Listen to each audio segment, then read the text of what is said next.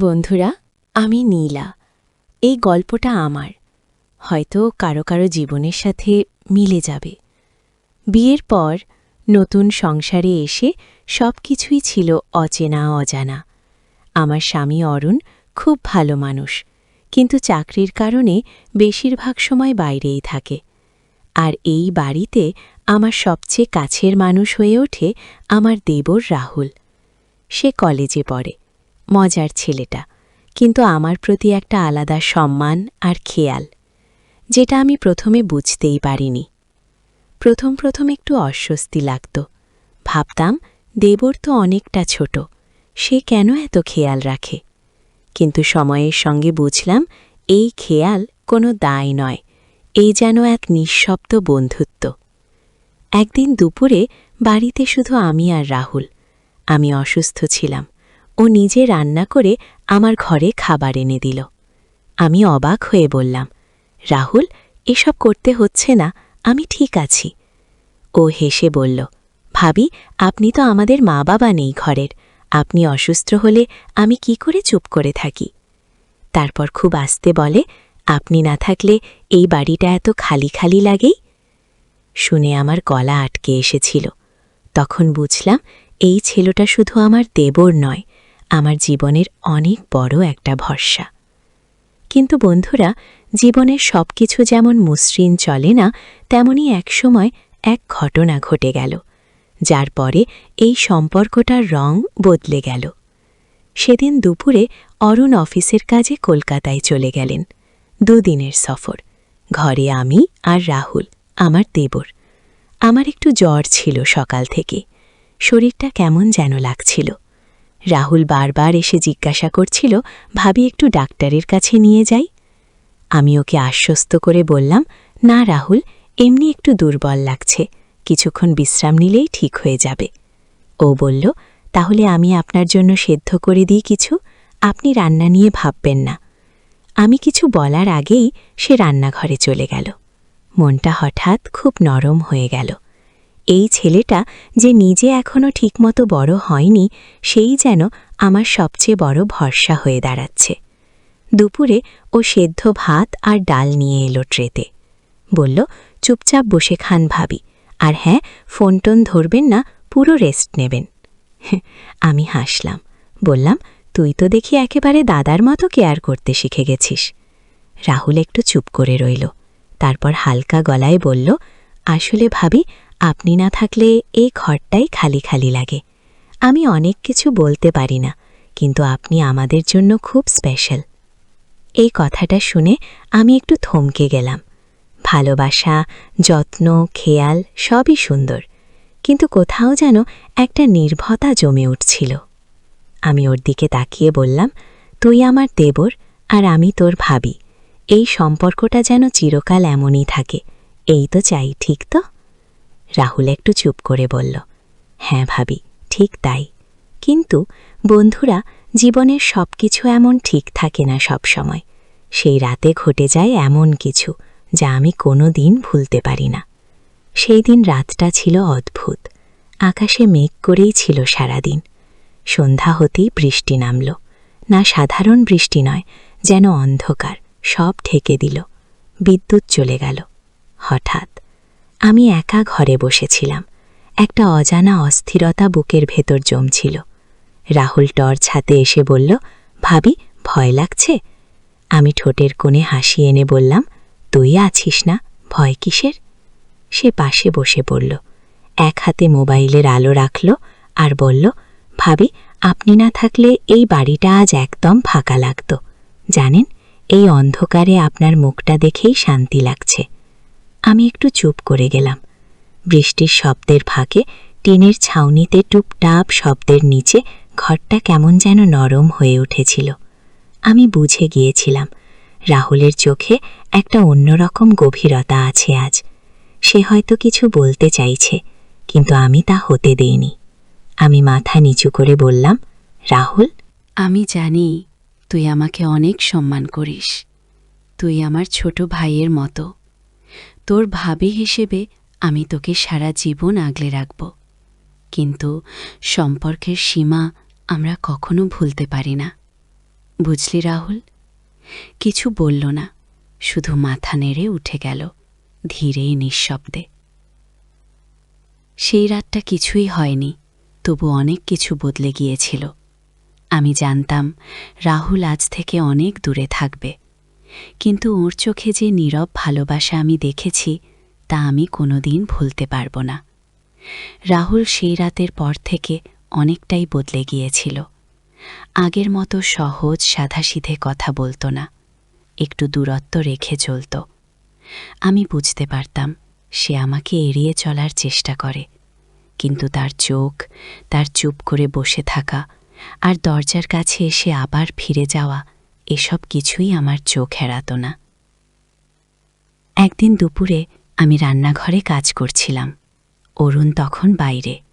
হঠাৎ গ্যাসের আগুন একটু ছড়ায়, আমার আঙুল পুড়ে যায়, ব্যথায় চিৎকার করে উঠি। রাহুল ছুটে আসে। ভাবি কি হয়েছে? সে আমার হাতটা ধরে ফেলে একদম জোরে মমতায়। আমি বলি, এ কিছু না রাহুল, সামান্য পুড়ে গেছে, তুই ভয় পাস না। রাহুল আমার দিকে তাকিয়ে থাকে, চোখে জল, ঠোঁটে কাঁপুনি। ভাবি, আপনি জানেন আমি কাউকে এতটা অনুভব করি না। আপনি ছাড়া এই বাড়ি, এই সংসার কিছুই লাগে না যে। আমি চুপ করে যাই। সে হাতটা ধরে রাখে একটু বেশি সময়। আমাদের দুজনের মাঝখানে তখন শুধুই নির্বাবতা, কিন্তু সেই নির্বাবতা ছিল ভালোবাসায় ভরা। আমি ওর চোখে চোখ রেখে বলি, রাহুল, তুই যা অনুভব করিস আমি তাও বুঝি, কিন্তু আমরা দুজনেই জানি এই ভালোবাসা প্রকাশের নয়, বোঝারই। রাহুল মাথা নিচু করে বলে, আমি কিছু চাই না ভাবি, শুধু আপনার পাশে থাকব, ছায়ার মতো। উৎস। সেদিন থেকে আমাদের সম্পর্কটা পাল্টে যায়। একটা নীরব বন্ধন তৈরি হয়, যেখানে স্পর্শ নেই কিন্তু গভীর ভালোবাসা আছে, যেখানে ভাষা নেই কিন্তু অনুভব আছে। সেই ঘটনার পর রাহুল একটু একটু করে আবার আগের মতো হয়ে উঠছিল, তবে এবার আমাদের কথার মাঝখানে আরও বেশি নীরবতা থাকত, আর সেই নীরবতার মাঝেই জমে উঠত এক অদ্ভুত অথচ মিষ্টি ভালোবাসা। একদিন বিকেলে অরুণের ফোন এলো। অফিসের প্রজেক্টের জন্য ওকে আরও 1 সপ্তাহ বাইরে থাকতে হবে। রাহুল তখন বারান্দায় বসে বই পড়ছিল। আমি গিয়ে বললাম, তোর দাদা ফিরতে আরও দেরি হবে। রাহুল সে আমার দিকে তাকিয়ে কিছু বলল না, শুধু বলল, এই সময়টা যেন থেমে না যায় ভাবি গো। আমি অবাক হয়ে জিজ্ঞেস করলাম, কি থেমে না যায়?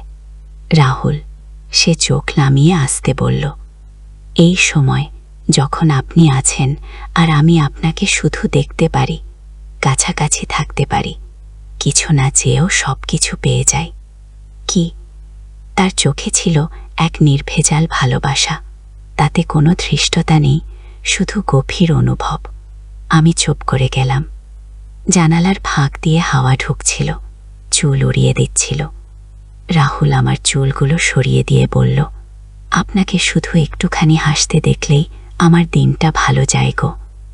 আমার চোখে জল চলে এলো, কিন্তু সেটা লুকিয়ে হেসে বললাম, তুই না একদম পাগল হয়ে গেছিস কি?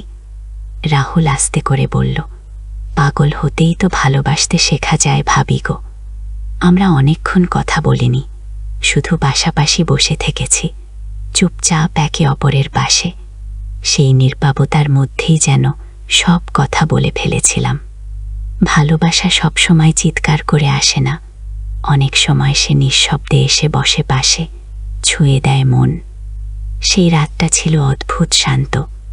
বাড়ির সবাই ঘুমিয়ে গেছিল, বিদ্যুৎ চলে গিয়েছিল, আবার চারদিক খুটখুটে অন্ধকার।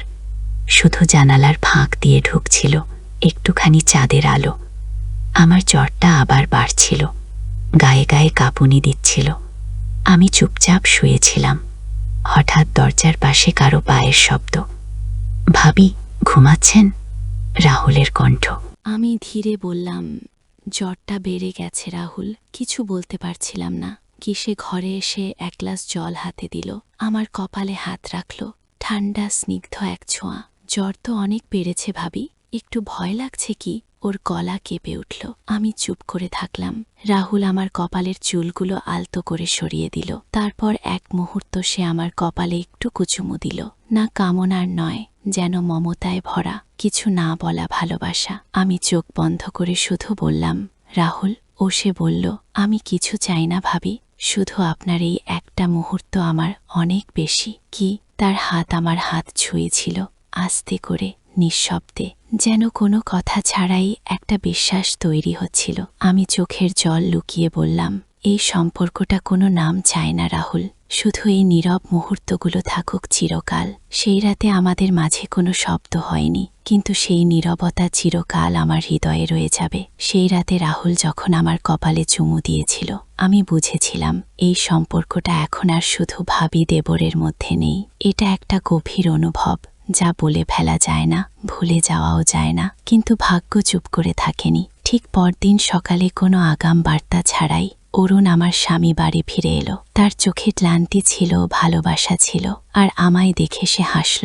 রাহুল সেই হাসিটার দিকে তাকিয়ে একটুও চোখ সরালো না। আমি বুঝে গেলাম সেই মুহূর্তে রাহুল নিজের মধ্যে একটা যুদ্ধ শেষ করে ফেলেছে। সেই সন্ধ্যায় রাহুল আমার ঘরের দরজার সামনে দাঁড়িয়ে বলল, ভাবি, আমি বাড়ি ফিরে যাচ্ছি, আমার পড়া শেষ, সময় এসেছে নিজেকে গুছিয়ে নেওয়ার। আমি কিছু বলতে চাইলাম, কিন্তু পারলাম না। সে শুধু বলল, আপনার চোখে একটুখানি শান্তি ছিল, সেটা আমি চিরজীবন মনে রাখব। আপনি ছিলেন, আছেন, থাকবেন আমার মনের ভেতর একেবারে নিরপেক্ষ। আমি জিজ্ঞেস করলাম, আমাকে ভুলে যাবি রাহুল? সে মাথা নাড়িয়ে বলল, না ভাবি, ভুলবে না, শুধু কিছু ভালোবাসা মনে রেখে দূরে থাকতে হয় কি। তারপর সে বেরিয়ে গেল, একটাও শব্দ ছাড়াই। কিন্তু আমার বুকের ভেতর একটা ঝড় রেখে গেল। আজ এত বছর পর আমি জানি সে ঠিক ছিল। সব ভালোবাসার সম্পর্ক হয় না, কিছু ভালোবাসা কেবল একটা গল্প হয়েই থেকে যায়, নীরব, নিঃশব্দ, অথচ হৃদয়ের গভীরে গেঁথে থাকা। তো বন্ধুরা, ভিডিওটি ভালো লাগলে কমেন্টে জানাবেন। এই রকম ভালোবাসার গল্প শুনতে চাইলে চ্যানেলটা সাবস্ক্রাইব করুন এবং পাশে থাকুন, আর আপনার বেল আইকনটা বাজিয়ে রাখুন, যাতে নতুন ভিডিও আপলোড করা মাত্র আপনারা দেখতে পারেন।